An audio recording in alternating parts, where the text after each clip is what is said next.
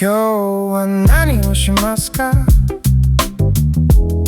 今日は友達の誕生日です。本当に昼に会います。一緒にご飯を食べます。いいですね。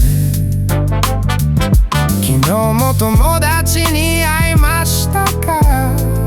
はい、昨日の朝一緒に出かけました。明日の夜会いますか？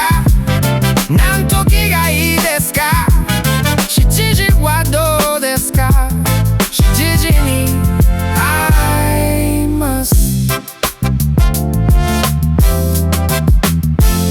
明日は何をしますか？明日は忙しいです。朝日本語を勉強します。そうですか。夜はどうですか？夜は大丈夫です。午後も仕事がありますか？少し忙しいです。夕方に帰